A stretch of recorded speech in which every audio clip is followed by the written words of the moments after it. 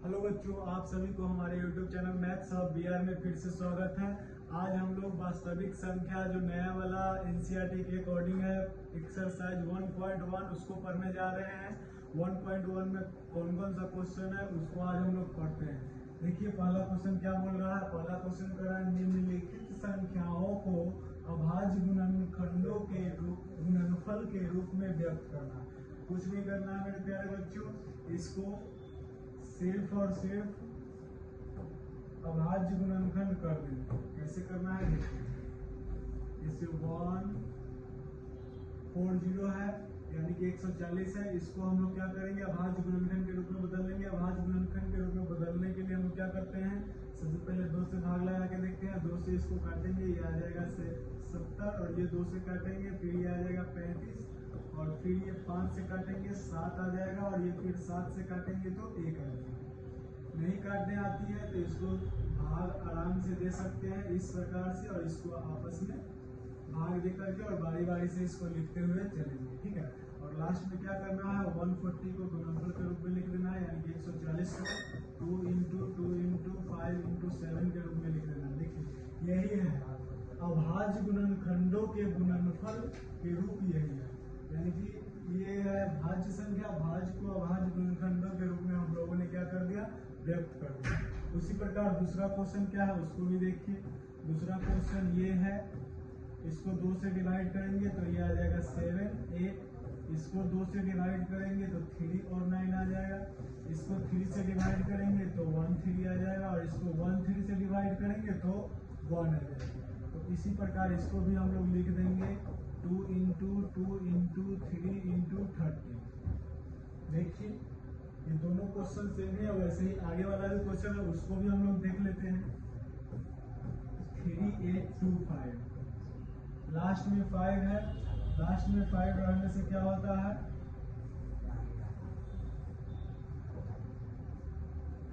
3 8 2 5, last में 5 रहने से क्या होता है बच्चों, 2 से वो नहीं कटेगी। 2 से नहीं कटेगी तो 3 से कैसे कटेगी उसको हम लोग देख लेते हैं। 3 से कटने के लिए क्या होगा, सबका जोड़ अगर 3 से कट रहा है तो वो 3 से कटेगी, नहीं तो नहीं कटेगी। जैसे देखिए 3 8 2 5, सबको जोड़िए 5 है तो 7 7 8 15 3 18 18 3 से कटते हैं, मतलब ये संख्या भी 3 से क्या होगी, कटेगी। 3 एकम 3 3 दूना 6 और 3 7 21 और 3 5 15, ये कटी। फिर उसके बाद आगे भी देख लीजिए 12 14 15, फिर ये 3 से कटेगी। 3 चौका 12 3 दूना 6 3 5 15, फिर ये 3 से नहीं कटेगी। अब हम लोग 4 से देखते हैं, 4 से तो नहीं कटेगी, लास्ट में 5 है। अब हम लोग इसको 5 से काट के देखते हैं। 5 से काटेंगे तो ये हो जाएगा 8 और ये हो जाएगा आपका 5, फिर 5 से काटेंगे ये हो जाएगा 70 और इसके बाद डायरेक्ट ये 17 से ही कटेगी एक बार में। यही आपका क्या हो गया 3 8 2 5 = 3 3 × 3 × 5 × 17, यही आपका क्या हो गया अभाज्य गुणनखंड के गुणनफल का रूप हो गया। उसके बाद नेक्स्ट है 5005, इसको हम लोग कर लेते हैं। इसको 2 से नहीं काट पाएंगे, 3 से भी नहीं काट पाएंगे, 4 से भी नहीं काट पाएंगे, एक ही बार ये 5 से कटेगी। 5 से कैसे कटेगी देखिए 1001, फिर ये 5 से नहीं, 5 से कट गए हैं तो आगे लास्ट में 5 या 0 नहीं है, इसीलिए ये 5 से नहीं कटेगा। तो और ये किससे कटेगी, 7 से कटेगी। 7 से कैसे कटेगी, 7 7 7 1 7 और 3 0 7 चौक 28 और 7 21, फिर ये 11 से कटेगी। 11 एकम 11 और 11 33, फिर ये 13 से कटेगा एक बार।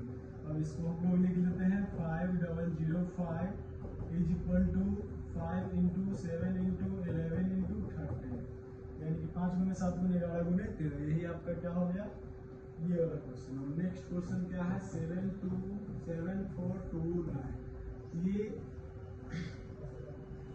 ये काट के देखिएगा, 2 से शुरू कीजिएगा, 2 से आगे जैसे ही बढ़ते जाइएगा तो ये पहला नंबर जो होगा वो 17 से कटेगा। 17 चौका 68, 17 चौका 68 आ गया तो बच जाएगा आपका 6, 17 चौका 68 तो बच जाएगा आपका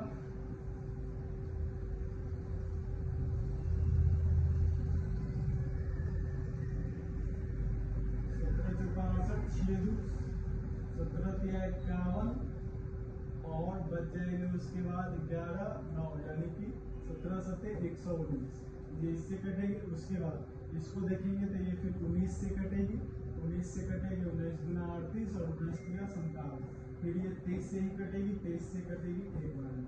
तो ये हो गया तुम्हारा 7 4 2 9 इक्वल टू 17 इंटू 19 इंटू 23। तो मेरे प्यारे बच्चों ये फर्स्ट क्वेश्चन था। फर्स्ट क्वेश्चन का पूरा डिटेल सॉल्यूशन यहाँ पे दिया गया है।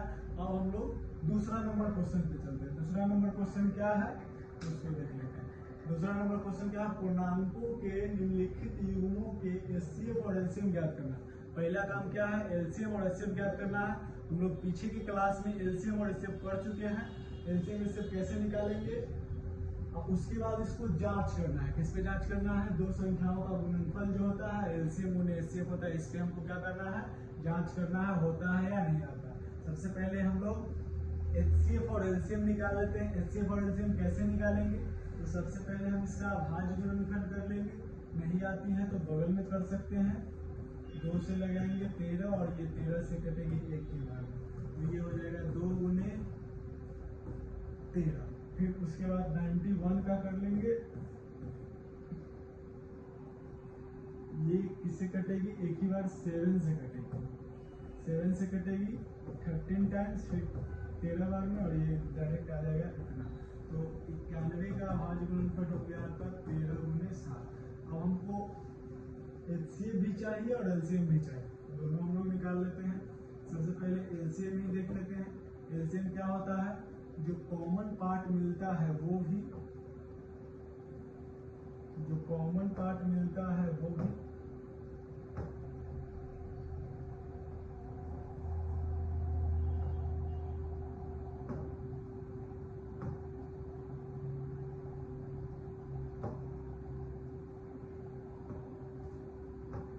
जो कॉमन पार्ट मिलता है वो भी, और जो नहीं मिलता है वो भी होता है। जैसे 2 इंटू 7 इंटू 30। अब इस सभी को मल्टीप्लाई करेंगे तो 13 7 91, 91 में 2 से गुना करेंगे तो 2 एकम 2 और 9 दूनी 18, 182 इसका क्या आ जाएगा,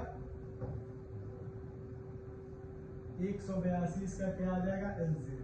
एलसीएम क्या होता है, वह छोटी से छोटी संख्या जो दोनों संख्या से कट जाए। 26 के पहाड़ा में 182 आ जाएगी और 91 में भी क्या आ जाएगा, ये आ जाएगा। ठीक है, इसके बाद हम लोग एचसीएफ निकालते हैं। एचसीएफ क्या होगा, तो दोनों में जो कॉमन मिलता है, दोनों में जो कॉमन मिलता है वही उसका क्या होता है, एचसीएफ होता है। तो दोनों में कॉमन क्या मिल रहा है, सिर्फ 13, तो यही आपका क्या हो गया, एचसीएफ हो गया। अब हमको जांच करके देखना है, दो संख्याओं का गुणनफल है, दो संख्याओं का गुणनफल को हम मान लीजिए ऐसे लिख लेते हैं, a into B is equal to LCM गुना एचसीएफ। ठीक है, उसके बाद पहले हम लोग एलएचएस सॉल्व कर लेते हैं। a इंटू बी क्या होगा, सो एलएचएस क्या होगा, a इंटू बी यानी कि 26 गुने 91 क्या होगा उसको देख लेते हैं। इसको गुना करके देख लीजिए, तो 91 में 26 से गुना करेंगे हम लोग तो क्या आ जाएगा, 6 एकम 6, 9 6 54, 6 एकम 6 और 9 6 54, ये आ जाएगा 2 और 9 दूनी 18, ये आ जाएगा आपका 6 6, 13 के 3 हासिल 1 2, 23 23 46 आ जाएगा। इसको मिटा लेते हैं ताकि बोर्ड क्लियर दिखाई दे। यही आपका क्या है, एलसीएम और एचसीएफ का है। तो ये आ गया आपका दो संख्या का गुणनफल। वैसे ही हम लोग आरएचएस का निकाल के देखते हैं। आरएचएस का निकाल के देखते हैं। आरएचएस में क्या होगा, एलसीएम गुना एचसीएफ। एलसीएम गुना क्या होता है, एचसीएफ। एलसीएम क्या है आपका 182 और गुने एचसीएफ क्या है 13। दोनों को मल्टीप्लाई करेंगे तो ये 23 66 ही आएगा। मतलब इससे क्या पता चलता है, तो दो संख्या का गुणनफल और एलसीएम और एचसीएफ का गुणनफल आपस में क्या होता है, बराबर होता है। यानी कि एलएचएस और आरएचएस बराबर हो गया। यही आपको जांच करने के लिए क्वेश्चन में बोल रहा था। आइए अब इसका दूसरा क्वेश्चन क्या है उसको देख लेते हैं हम लोग। दूसरा क्वेश्चन क्या है, वैसे ही हम लोग इसी प्रकार से इसको भी बनाएंगे। सबसे पहले 510 का हम लोग भाज्य गुणनफल कर लेते हैं। 2 से कटेगी 2 दूना 4, एक एक 2 पंचे 10, 2 पंचे 10 कट जाएगी।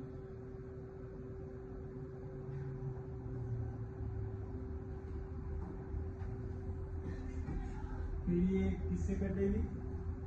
3 से कट जाएगी।